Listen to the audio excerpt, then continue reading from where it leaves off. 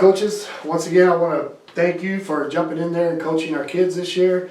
We can't do this program, like I say, in every sport without you guys volunteering and helping us out year in and year out. So we're going to go over a few things for our girls basketball season that begins on January 13th. That will be our first games. We'll be playing on Fridays nights from 6, 7, and 8 o'clock games. Saturday mornings beginning around 9 a.m. till whatever time that gym ends. And then Monday nights, which is new for us this year, at 6 and 7 p.m. I had to move to Mondays kind of to help with the referee situation because with high school, middle school, and everything going on, there's really a shortage of refs. So that's why we went to Monday nights Tuesday. It really helps us be able to provide 2 refs for each game as much as possible. Let's go over a few things that kind of concerns every age group. The first thing is we're going to furnish your basketballs. They should be coming back from the boys teams if you haven't got it yet. So the smaller kids will be using the 27.5 balls, and the kids from 3rd grade above will be using the 28.5 balls. And once the season ends, let's try to get those basketballs back to us right after the season because we'd like to keep furnishing balls for all the coaches. And we love to do it, but we can't do it if we don't get our stuff returned, so please turn those in as fast as possible. Also, when you're out there, make sure your shirts are tucked in so we don't have something for the kids to grab on each other. Sometimes the games already get a little physical, so let's leave as less possible to grab. No dangling earrings, no dangling necklaces, nothing hanging off your wrist, anything like that. Let's make sure we're not wearing none of that stuff. Anything like that can really lead to an injury from not only the person wearing it, but the other person too. So let's make sure that we're not wearing that stuff. No cast. If you break a hand and you have a cast on, let's not have them out there. You can call us, we can talk about it, but you cannot be on the court with the cast. That could cause quite a bit of injuries for both the child with the cast and the kid defending them or playing against them. So with that said, let's go to specific rules for each grade for kindergarten through 2nd grade. So in kindergarten through 2nd grade, you must play man-to-man defense. I know you coaches like to line them up before the game. If one coach says, hey, you have this person, you have this player, that does not mean that other team has to have the same players. As long as you're guarding one person, man-to-man, one person. There's no specific person you have to cover, but you have to have man-to-man. Let's try to use good sportsmanship and spread it around, not have one really strong ball player covering the ball every time. Or like let's make sure you're covering man-to-man and get those in and outs when we do those subs. Get it done quick so you save your time because the clock keeps running. About every 4 minutes and 30 seconds, we're going to stop the game, let you do your subs, and get rolling again. We will have 1 minute between each quarter.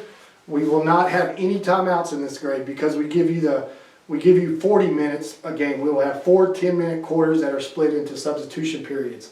So we give you a little extra time just to make sure that you can get those subs in and clock. Now the clock will stop during free throws or officials timeout. If we have a kid that's maybe nicked himself, got an injury or something, we'll make sure that we stop that clock while we're dealing with that, or if there's some kind of question that the official stops it. So let's use good judgment on getting those subs in and out really quick so we can get as much time in as possible. The goals are going to be 8.5 feet in those gyms. You'll play in the elementary gyms. So if you think there's an issue with the height, just call me. I can call the PE teacher over there or the principal, and we can try to make sure we get that height right. So let's go back to the defense a little bit. When we say man-to-man and no pressing, no zone defenses, this is what I mean. When we say no press, if the ball handler's coming up here, we do not want the defense right on the line. That is not giving them room to get across half court. We need those guys back to about the red line or whatever line there is in those little elementary gyms. We have to give them room to get the ball across. Now after that, yes, you get on your man as strong as possible. We want you to learn to play the game right, defense and all that. So, and remember on offense, if you have a stronger player that she's just above, like she's already really advanced, you can't isolate her and let her just handle the ball out here, do her thing, and everybody else spread away from the ball. It's just not a good way to play basketball, and it's not really helping the kids none. So you have to have some kind of offense, some kind of something going on as good as possible, even if it's just running gun, but we can't isolate a ball handler from the rest of the team. With that said, on the pressing, once the defense has rebounded the ball, everyone has to get back, and you have to give them room to get across. So let's make sure that we're doing that. Let's not set up any kind of half-court zones or anything like that. We got to keep the rules straight. If you're doing zones or double teaming, the referee could warn you and then start passing out free throws. But we're going to try not to do that because they are learning and trying to help them, teach them how to play. Now on walking, double dribbles and stuff, you know, our refs are going to use their judgment. You know, they're going to try to teach. You know, we're training them to try to teach the kids, and let's not call every little shuffle because those floors are pretty slick too. And we try to keep them not, but they do get a little slick. But they're going to use their good judgment. We're going to keep training our refs not to let it get too physical because that's the most important thing, that kids aren't getting hurt. We're going to enforce, like, try to teach them the rules. If you call stuff, talk to them. So they're going to do their best. You know, officials in basketball right now, high school, middle school, anything, there's a big shortage. And we have some kids and younger people and adults that are really working hard for us to help us do this program. We can't do it without them. And they do their best. So let's show some patience there. Also on second grade, the kids will scoot up to shoot their free throws. The girls will be about right here to shoot their free throws on kindergarten through second. You're going to go up 1 tile for second grade, 2 tiles for kindergarten and first grade. So the referees know that, so let's make sure we're letting them shoot up there. You will shoot free throws if you get fouled while shooting, or if you get to 7 fouls. To start a game, we will have a jump ball, but that will be the only jump ball the rest of the game. The rest of the game is on possession, so let's make sure you got someone helping you keep the book or something where we know where the possession changes every time, so everybody's getting their chance when there's a jump ball or anything like that. There will be no timeouts, like I said, in the K through second, because we are giving you some stop time for the rest of the game and gave you a few more minutes per game. So the main important thing is make sure the girls are having fun. You're playing man-to-man. The girls don't have to cover the same person that one coach has put their person on. Like, again, I just want to emphasize that because we have a lot of questions about that every year. As long as they're with one person, we're good. Once the ball gets inside the lane, it's free game for the girls. The girls can all go after the ball. If offense rebounds the ball here or dribbles into this lane, all the defense, it's free game. They can all go rebound. We don't want them standing out there with a girl out on half court when they should be in here learning to rebound the ball and to get the ball back. So it's free game inside here, okay? So let's move on to 3rd through 8th grade.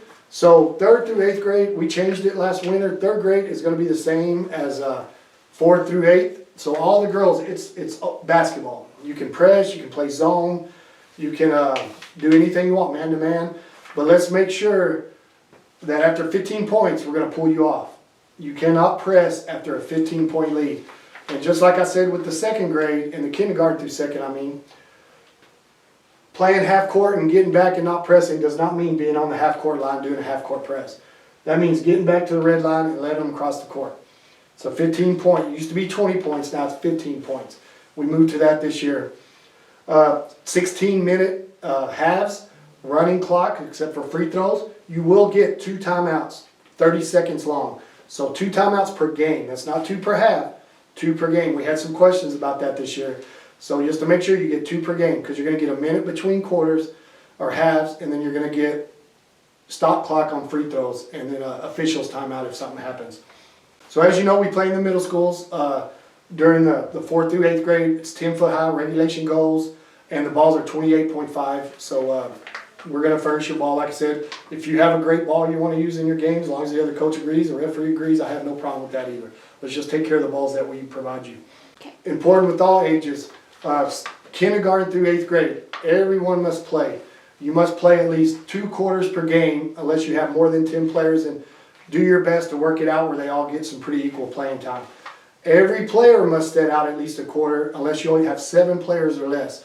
So let's make sure we're not, I know it's tempting to leave a real dominant player some in for the whole game when you have 10 players, but it's just not right, and so we're going to at least sit out 1 quarter if you have more than 7 players. All right, coaches, like I said, I appreciate you so much. It takes a lot of your time, patience, because, we don't get a lot of gym time practice, and the season starts pretty fast once we get the gym time practice. So I really appreciate what you go through to coach our teams. Just remember that we use AISD on the small gyms, elementary gyms, the middle school gyms. They're a great partner, and we want to take care of their buildings. We had some issues with people throwing balls in the foyers and hitting the top of the ceilings. We had people dribbling the ball in the foyers. Stay out of those foyers because they have glass and stuff like that, and take care of their building. When you're in a gym, if you're coming in the gym and other teams are playing, step to the side. Do not start getting on the court. Those elementary gyms are so small. It's already packed house with the game that's going on. And parents, remember, when you're at a game, coaches and parents, coaches, you are responsible for your parents' conduct, your players' conduct, and your own conduct. I know we don't have a lot of issues, but we do not want any incidents out there. We don't want to end up on a bad situation where I can't defend you or any of your parents. Last thing I want to do is not have parents be able to come watch their kid, or a coach not being able to coach. We appreciate you, so we want you out there. If you have a question, we're not saying you can't question a call. That's sometimes, question a call, getting an understanding. We have some new refs. I mean, maybe there's a discussion to be had. But if it's something that's really got you, mad or whatever, or a parent, I want you to call me the next day when we talk about it. Then I can keep training our refs up if it is an issue. But we need to respect the referees out there. They're doing their best. They don't have to do this, and we're going to keep telling them, to teaching them up and meet at our meetings and coaching them up, talking to them personally. But they're out there, and we need them. We can't do it. We don't want our coaches out there refereeing games. So please, always show respect. If your parent's getting out of control with the ref, I expect you, and the expectation is you to handle that for me and for Kids Inc. We do not want any incidents. If the parent has a problem with the ref or with another team or coach, my phone is always open, 806-576-8005. That's a Kids Inc. phone that I keep during the season, and I'm pretty good about getting back. Sometimes I'm out of the pocket, but I can get back most of the time. Do not make a scene at the gyms. Once your game's over, let's get out as quick as we can. We either got other teams in, or if it's the last game of the night, the custodians are really ready to go home. They're doing us a favor. They don't work on weekends all the time, but AISD works with us to have people on site to close up, open up, and help us on that. On your practice time on the gyms aren't open until 6:15, 7:15, 8:15. They will not open them at 6 o'clock. Those custodians have been ordered, and I get it because they have other job to do, not to open those practice gyms till 6:15. So if they haven't opened by 6:15, call me on that number and I can try to help you out. I have a number I can call. Game time, they will not open it up between 15 minutes before the game. If you play at 9 in the morning, unless, it might happen they open earlier, but 8:45 is usually when they're going to open that gym, 15 minutes before. If they haven't opened it by 15 till, then give me a call and I'll sure get on the phone and see what's going on. We can make sure they get out there and get that open. They might have just forgot. Main thing is, play all your players by the rules. You have to play players a certain amount. Let's always keep it professional and out there, respectful. If you have an issue with any other teams, any other coaches, any other refs, parents, I need to have that phone call. I can help you. And we can get through it. We can resolve it without getting it too far. So please make sure that we're having fun, the kids are having a great experience, and make this a great girls' season because it's going to be a fun one. We're playing great gyms on on all the grades, and just give me a call if you need anything. I appreciate you, and see you on game night, January 13th.